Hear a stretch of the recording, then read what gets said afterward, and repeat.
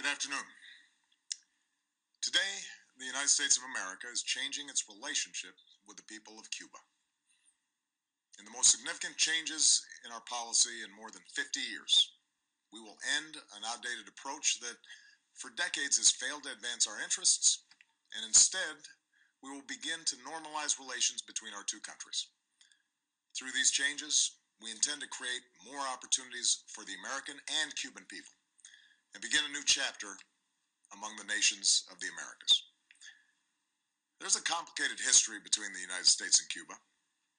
I was born in 1961, just over 2 years after Fidel Castro took power in Cuba, and just a few months after the Bay of Pigs invasion, which tried to overthrow his regime.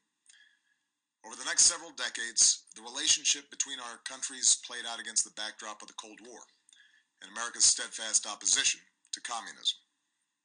We're separated by just over 90 miles, but year after year, an ideological and economic barrier hardened between our two countries.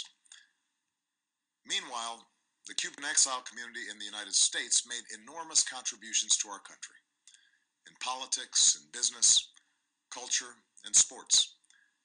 Like immigrants before, Cubans helped remake America, even as they felt a painful yearning for the land and families they left behind. All of this bound America and Cuba in a unique relationship, at once family and foe. Proudly, the United States has supported democracy and human rights in Cuba through these 5 decades. We've done so primarily through policies that aim to isolate the island, preventing the most basic travel and commerce that Americans can enjoy anyplace else. And though this policy has been rooted in the best of intentions, no other nation joins us in imposing these sanctions, and it has had little effect, beyond providing the Cuban government with a rationale for restrictions on its people. Today, Cuba is still governed by the Castros and the Communist Party that came to power half a century ago. Neither the American nor Cuban people are well served by a rigid policy that's rooted in events that took place before most of us were born. Consider that for more than 35 years we've had relations with China, a far larger country also governed by a communist party. Nearly 2 decades ago, we reestablished relations with Vietnam, where we fought a war that claimed more Americans than any Cold War confrontation. That's why, when I came into office, I promised to re-examine our Cuba policy. As a start, we lifted restrictions for Cuban Americans to travel and send remittances to their families in Cuba. These changes, once controversial, now seem obvious. Cuban Americans have been reunited with their families and are the best possible ambassadors for our values. And through these exchanges, a younger generation of Cuban Americans has increasingly questioned an approach that does more to keep Cuba closed off from an interconnected world. While I've been prepared to take additional steps for some time, a major obstacle stood in our way: the wrongful imprisonment in Cuba of a U.S. citizen and USAID subcontractor, Alan Gross, for 5 years. Over many months, my administration has held discussions with the Cuban government about Alan's case and other aspects of our relationship. His Holiness Pope Francis issued a personal appeal to me and to Cuba's President Raul Castro, urging us to resolve Alan's case and to address Cuba's interest in the release of 3 Cuban agents who've been jailed in the United States for over 15 years. Today, Alan returned home, reunited with his family at long last. Alan was released by the Cuban government on humanitarian grounds. Separately, in exchange for the 3 Cuban agents, Cuba today released one of the most important intelligence agents that the United States has ever had in Cuba, and who has been imprisoned for nearly 2 decades. This man, whose sacrifice has been known to only a few, provided America with the information that allowed us to arrest the network of Cuban agents that included the men transferred to Cuba today, as well as other spies in the United States. This man is now safely on our shores. Having recovered these 2 men who sacrificed for our country, I'm now taking steps to place the interests of the people of both countries at the heart of our policy. First, I've instructed Secretary Kerry to immediately begin discussions with Cuba to reestablish diplomatic relations that have been severed since January of 1961. Going forward, the United States will reestablish an embassy in Havana, and high-ranking officials will visit Cuba.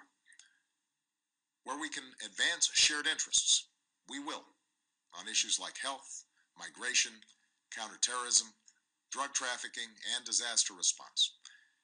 Indeed, we've seen the benefits of cooperation between our countries before. It was a Cuban, Carlos Finlay, who discovered that mosquitoes carry yellow fever. His work helped Walter Reed fight it. Cuba has sent hundreds of healthcare workers to Africa to fight Ebola, and I believe American and Cuban healthcare workers should work side by side to stop the spread of this deadly disease. Now, where we disagree, we will raise those differences directly, as we will continue to do on issues related to democracy and human rights in Cuba. But I believe that we can do more to support the Cuban people and promote our values through engagement. After all, these 50 years have shown that isolation has not worked. It's time for a new approach. Second, I've instructed Secretary Kerry to review Cuba's designation as a state sponsor of terrorism. This review will be guided by the facts and the law. Terrorism has changed in the last several decades. At a time when we are focused on threats from Al-Qaeda to ISIL, a nation that meets our conditions and renounces the use of terrorism should not face this sanction. Third, we are taking steps to increase travel, commerce, and the flow of information to and from Cuba. This is fundamentally about freedom and openness, and also expresses my belief in the power of people-to-people engagement. With the changes I'm announcing today, it will be easier for Americans to travel to Cuba, and Americans will be able to use American credit and debit cards on the island. Nobody represents America's values better than the American people, and I believe this contact will ultimately do more to empower the Cuban people. I also believe that more resources should be able to reach the Cuban people, so we're significantly increasing the amount of money that can be sent to Cuba and removing limits on remittances that support humanitarian projects, the Cuban people, and the emerging Cuban private sector. I believe that American businesses should not be put at a disadvantage, and that increased commerce is good for Americans and for Cubans. So we will facilitate authorized transactions between the United States and Cuba. U.S. financial institutions will be allowed to open accounts at Cuban financial institutions, and it will be easier for U.S. exporters to sell goods in Cuba. I believe in the free flow of information. Unfortunately, our sanctions on Cuba have denied Cubans access to technology that has empowered individuals around the globe. So I've authorized increased telecommunications connections between the United States and Cuba. Businesses will be able to sell goods that enable Cubans to communicate with the United States and other countries. These are the steps that I can take as president to change this policy. The embargo that's been imposed for decades is now codified in legislation. As these changes unfold, I look forward to engaging Congress in an honest and serious debate about lifting the embargo. Yesterday I spoke with Raul Castro to finalize Alan Gross's release and the exchange of prisoners, and to describe how we will move forward. I made clear my strong belief that Cuban society is constrained by restrictions on its citizens. In addition to the return of Alan Gross and the release of our intelligence agent, we welcome Cuba's decision to release a substantial number of prisoners whose cases were directly raised with the Cuban government by my team. We welcome Cuba's decision to provide more access to the internet for its citizens and to continue increasing engagement with international institutions like the United Nations and the International Committee of the Red Cross that promote universal values. But I'm under no illusion about the continued barriers to freedom that remain for ordinary Cubans. The United States believes that no Cuban should face harassment or arrest or beatings simply because they're exercising a universal right to have their voices heard, and we will continue to support civil society there. While Cuba has made reforms to gradually open up its economy, we continue to believe that Cuban workers should be free to form unions, just as their citizens should be free to participate in the political process. Moreover, given Cuba's history, I expect it will continue to pursue foreign policies that will at times be sharply at odds with American interests. I do not expect the changes I'm announcing today to bring about a transformation of Cuban society overnight, but I am convinced that through a policy of engagement, we can more effectively stand up for our values and help the Cuban people help themselves as they move into the 21st century.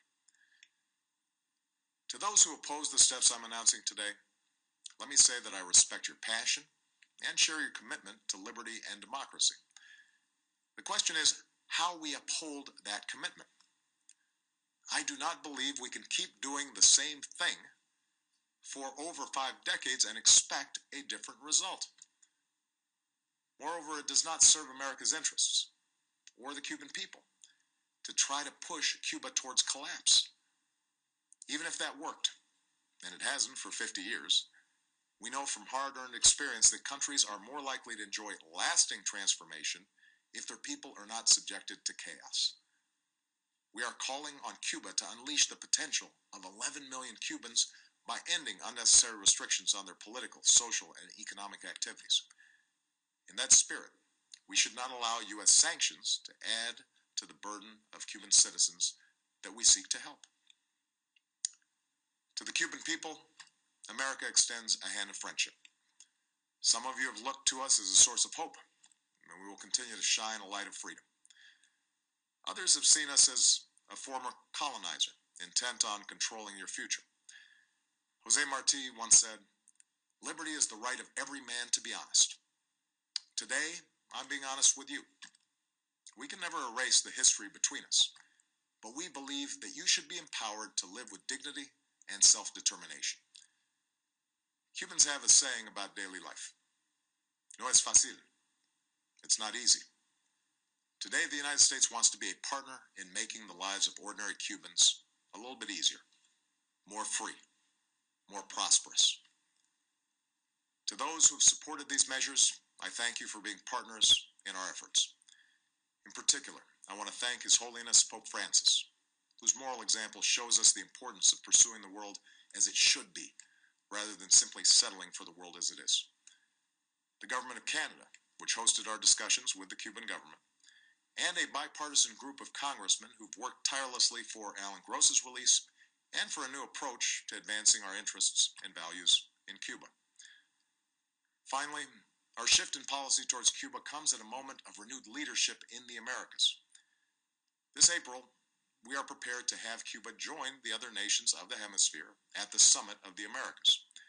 But we will insist that civil society join us, so that citizens, not just leaders, are shaping our future. And I call on all my fellow leaders to give meaning to the commitment to democracy and human rights at the heart of the Inter-American Charter. Let us leave behind the legacy of both colonization and communism, the tyranny of drug cartels, dictators, and sham elections. A future of greater peace, security, and democratic development is possible if we work together.